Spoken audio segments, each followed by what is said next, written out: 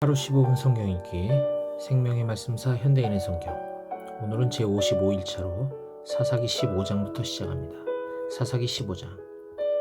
얼마 후 추수 때가 되었을 때 삼손은 염소 새끼 한 마리를 가지고 처갓집으로 가서 장인에게 내가 아내의 침실로 들어가겠습니다 하였으나 장인은 그를 들어오지 못하게 하며 이렇게 말하였다. 나는 정말 자네가 내 딸을 미워하는 줄로 알고 자네 친구에게 딸을 주고 마는데 그러나 자네 처제가 더 아름답지 않은가? 대신 그 애와 결혼하게. 그러자 삼손은 화를 내며 이번에는 내가 블레셋 사람들에게 무슨 짓을 해도 나에게 책임이 없습니다 하고 말하였다. 그러고서 그는 밖으로 나가 여우 300마리를 잡아 2마리씩 서로 꼬리를 붙들어 매고 그 매듭에 회를 단 다음 거기에 불을 붙여 블레셋 사람의 곡식밭으로 여우를 내몰았다. 이렇게 해서 그는 이미 베어놓은 곡식당과 아직 배지 않은 곡식과 그리고 감나무를 모조리 태워버렸다. 그때 블레셋 사람들이 누구 짓이냐 하고 묻자 어떤 사람이 딥낫 사람의 사위 삼손의 짓이요 그의 장인이 삼손의 아내를 그의 친구에게 주었기 때문이요 하고 대답하였다. 그래서 블레셋 사람들은 올라가서 그 여자와 그녀의 아버지를 불에 태워주겠다. 그래서 삼손은 그들에게 너희가 이런 짓을 하였으니 내가 반드시 너에게 원수를 갚아야 말겠다 하였다. 그러고서 그는 그들을 쳐서 수없이 죽이고 내려가서 에담 바위 동굴에 머물러 있었다. 그러자 블레셋 사람들이 올라와서 유다의 진을 치고 레히 일대를 점유하였다. 그때 유다 사람들이 너희가 무엇 때문에 와서 우리를 치려고 하느냐 하고 묻자 그들은 삼손이 우리에게 행한 대로 갚아주기 위해서 그를 잡으러 왔다 하고 대답하였다.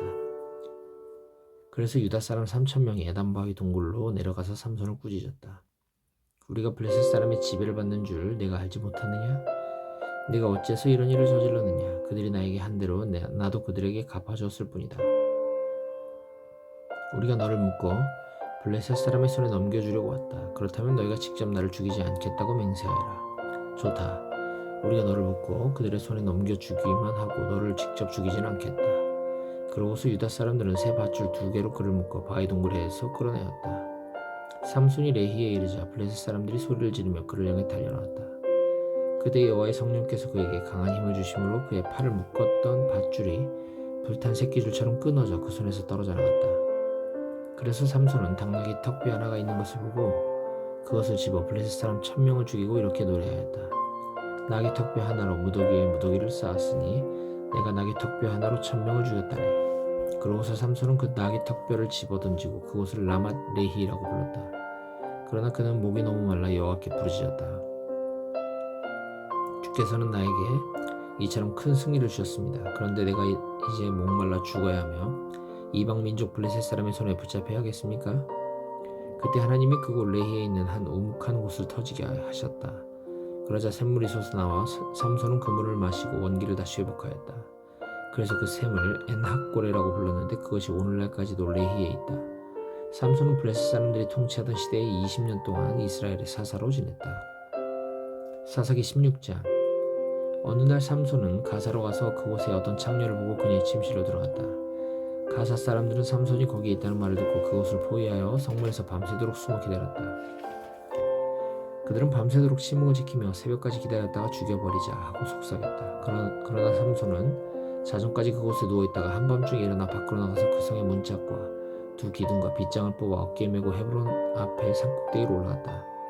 이런 일이 있은 후에 삼손은 소래 골짜기에 사는 들릴라라는 여자를 사랑하게 되었다. 그때 블레셋 5지방의 통치자들이 그녀에게 가서 이렇게 말하였다. 너는 삼손을 꾀어 그가 지닌 큰 힘의 비결이 무엇이며 우리가 어떻게 하면 그를 눌러붙고 복종시킬 수 있는지 알아오너라. 그러면 우리가 각각 은화 1,100개씩 너에게 주겠다. 그래서 들릴라는 삼손에게 간청하였다. 당신에게 엄청난 힘이 어디서 나오며 어떻게 하면 당신을 묶어 꼼짝 못하게 할 수 있는지 좀 가르쳐주세요. 그러자 삼손은 마르지 않은 칡 7가닥으로 나를 묶으면 내가 약해져서 다른 사람과 같이 될 것이요 하고 대답하였다. 그래서 블레셋 5지방의 통치자들은 아직 마르지 않은 7가닥의 푸른 칡 덩굴을 그 여자에게 갖다 주었고 그녀는 그 칡 덩굴로 잠들어 있는 삼손을 묶기 시작하였다. 이때 옆방에는 이미 몇 사람이 숨어 있었다. 그녀는 삼손을 꾹꾹 묶은 다음 이봐요 삼손 블레셋 사람들이 왔어요 하고 외쳤다. 그러나 삼손은 그 7가닥의 칡 덩굴을 불탄 새끼줄처럼 끊어버렸다. 그래서 그들은 여전히 그 힘의 비결을 알지 못하였다. 그 후 들릴라가 삼손에게 말하였다. 이봐요, 당신이 저를 놀렸어요. 거짓말을 했단 말이에요. 어떻게 하면 당신을 꼼짝 못하게 묶을 수 있는지 제발 가르쳐주세요. 그때 삼손은 한 번도 사용한 적이 없는 세 밧줄로 나를 꽁꽁 묶으면 내가 약해져서 다른 사람과 같이 될 것이요 하고 대답하였다. 그래서 들릴라는 세 밧줄을 가지고 와서 삼손을 묶기 시작하였다. 이번에도 옆방에는 사람들이 숨어 있었다. 그녀는 삼손을 꽁꽁 묶은 다음 이봐요 삼손, 블레셋 사람들이 왔어요 하고 외쳤다. 그러나 삼손은 자기 팔에 묶여진 세 밧줄을 실 끊듯이 끊어버렸다. 들릴라는 다시 삼손에게 말하였다. 지금까지 당신은 나를 놀리고 나에게 거짓말을 했단 말이에요. 어떻게 하면 당신을 꼼짝 못하게 묶을 수 있는지 제발 좀 가르쳐주세요. 그때 삼손은 당신이 내 머리 7가닥을 베틀 날실에 섞어 짠 다음 그것을 핀으로 단단하게 조이면 내가 약해져서 다른 사람과 같이 될 것이요 하고 대답하였다. 그래서 들릴라는 삼손이 잠든 사이 그의 머리 7가닥을 베틀 날실과 섞어 짜고 핀으로 그것을 단단하게 조인 다음 다시 삼손에게 외쳤다. 이봐요 삼손, 블레셋 사람들이 왔어요. 그러자 삼손이 잠에서 깨어나 베틀 핀과 날실을 뽑아버렸다. 그때 들릴라가 삼손에게 말하였다. 당신의 마음이 딴 곳에 있으면서 어떻게 나를 사랑한다고 말할 수 있어요. 당신이 나를 3번이나 놀렸단 말이에요. 당신의 그 엄청난 힘이 어디서 나오는지 당신은 아직도 나에게 말해주지 않았어요. 들릴라가 날마다 치근거리며 졸라대자 삼손은 괴로워서 죽을 지경이었다. 그래서 그는 모든 것을 털어놓았다. 나는 아직 한 번도 머리를 깎아본 적이 없어. 이것은 내가 날 때부터 하나님께 바쳐진 나실인이기 때문이요. 만일 내 머리를 깎아버리면 내가 힘을 잃고 약해져서 다른 사람과 같이 될 것이요. 들릴라는 이제야 삼손이 진실을 말한 줄 알고 블레셋 사람의 5 통치자들에게 사람을 보내 이제 한 번만 더 오십시오. 삼손이 사실을 다 털어놓았습니다 하고 전화했다. 그래서 그들은 약속대로 은화를 가지고 왔다. 들릴라는 삼손을 자기 무릎에 눕혀 재운 후에 사람을 불러 7가닥으로 늘어진 그의 머리털을 싹둑 잘라버렸다. 그러고서 그를 괴롭혀 보았으나 이미 힘은 그에게서 떠나 없었다. 그때 들릴라가 삼손에게 이봐요 삼손, 블레셋 사람들이 왔어요 하고 소리치자 삼손은 잠에서 깨어나 내가 전처럼 나가서 힘을 떨쳐야지 하고 혼자 죽어버렸다. 그러나 삼손은 여호와께서 자기를 떠나신 것을 깨닫지 못하였다.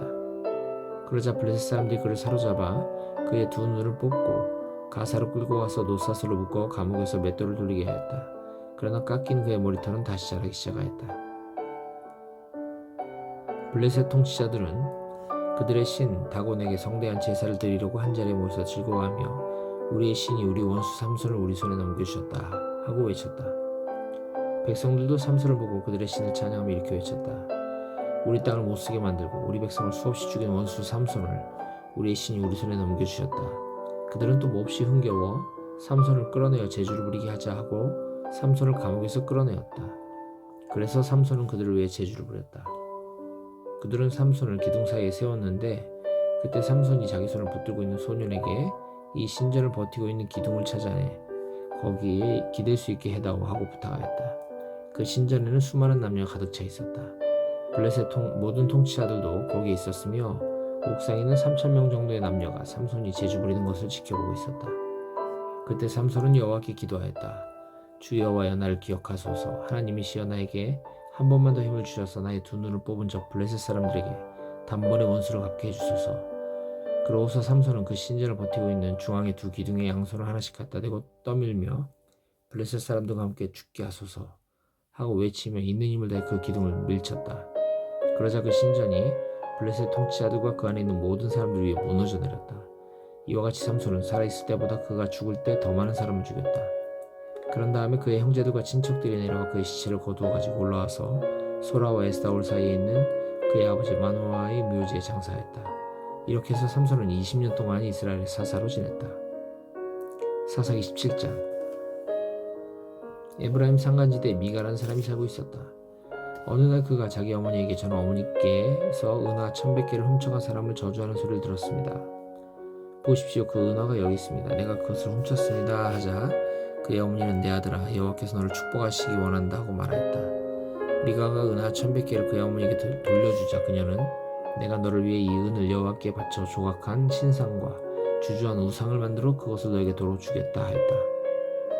미가가 그 은을 자기 어머니에게 돌려주었으므로 그녀는 은화 200개를 은세공업자에게 갖다 주어 새긴 신상과 주주한 우상을 만들게 하였다. 그리고 그것들은 미가의 집에 보관되었다.